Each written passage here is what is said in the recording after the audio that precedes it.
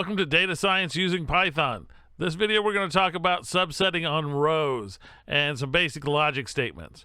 Okay, so we're going to be using the pandas package, and we're going to read in the impulsivity dataset like we had in the last video. And just for fun here real quick, we're going to look at the top of the dataset because this is going to be important as we go along here. So down here it gives us the top of the dataset, and what we want to do is see how different code pulls out different bits of information.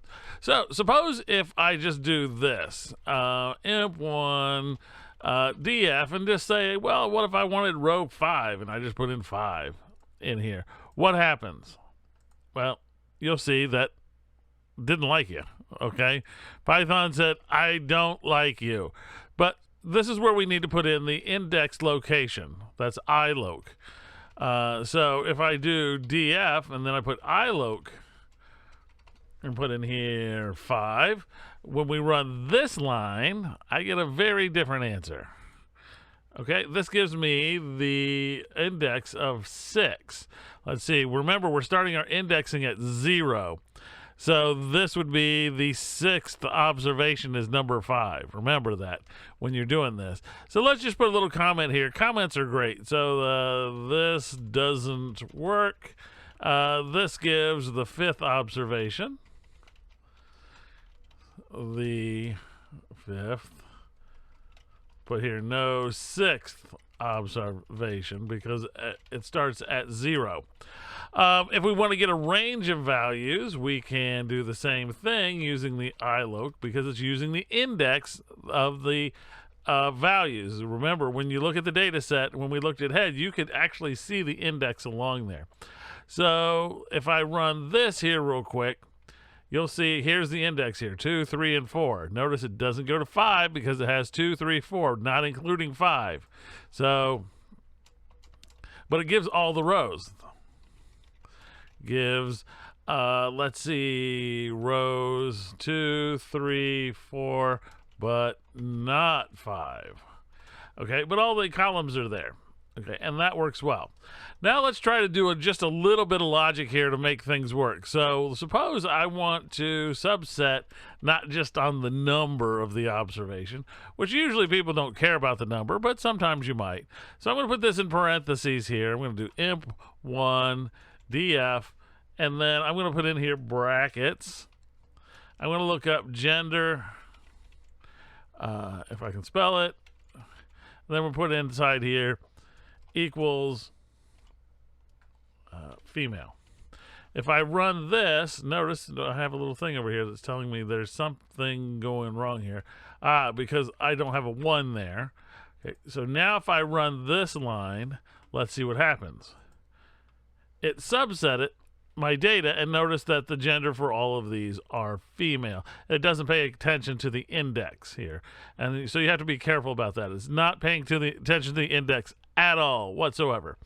So what we have here is a way to start subsetting on some rows. So put here subset rows on gender. And we can subset the rows on more than one item if we wish. So let's try here to subset on, when again we're doing rows on gender and treatment. So basically I'm going to type exactly the same thing here. So to keep this thing short, we're going to use copy and paste. And we'll do some pasting here. And I'm just going to modify this one. So once you've done that, I'm going to put in here an and symbol.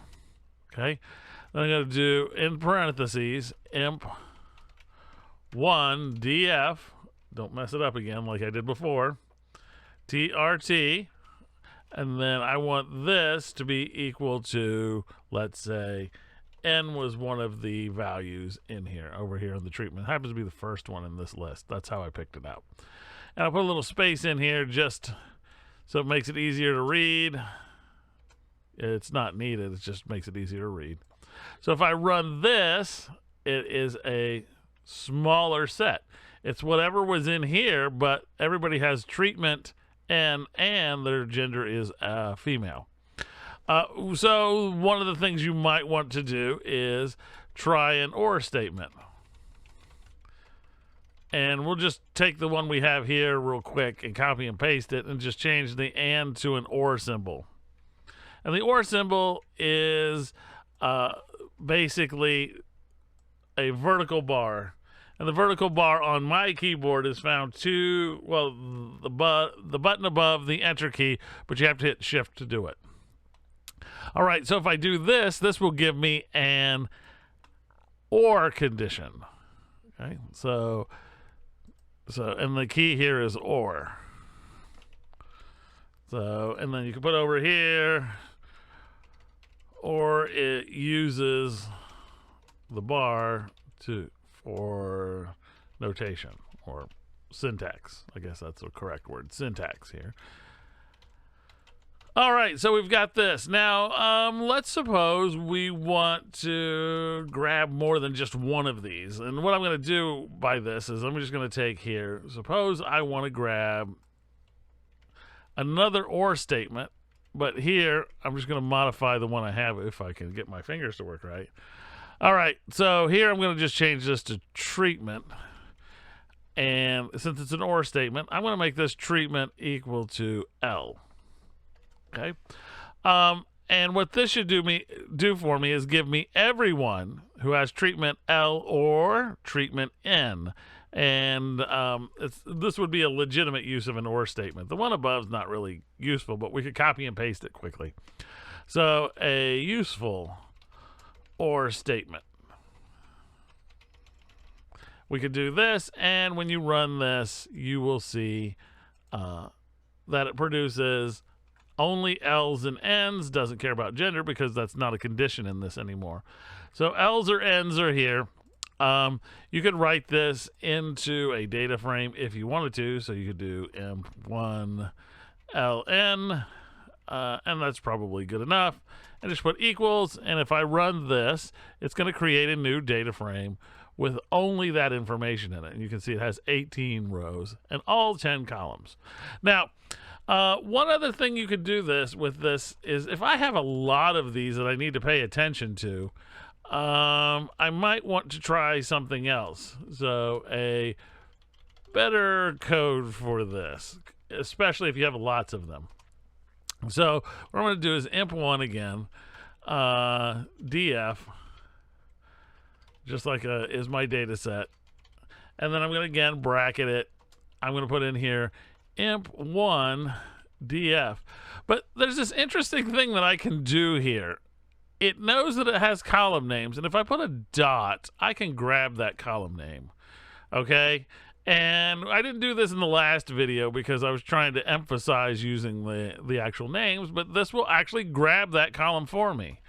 And then you can put is in, and if I give it a list of items, it will actually evaluate each one of those items. But I'm going to have to give it a list of items, which means I need the brace here.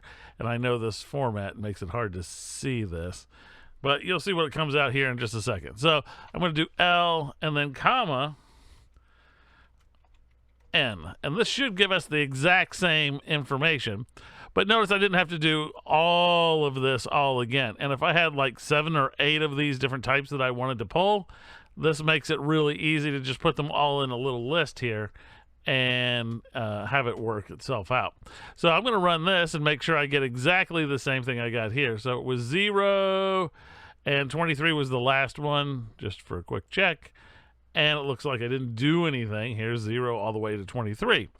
Okay, so this allows us to be able to grab some rows and start working with rows, and we can put conditions on things. It allows us to begin to do this so we can actually start processing data in a meaningful way. In order to keep the video short, we're going to stop here and we're going to move on and keep talking about how to process data more in the next video, so I will see you there.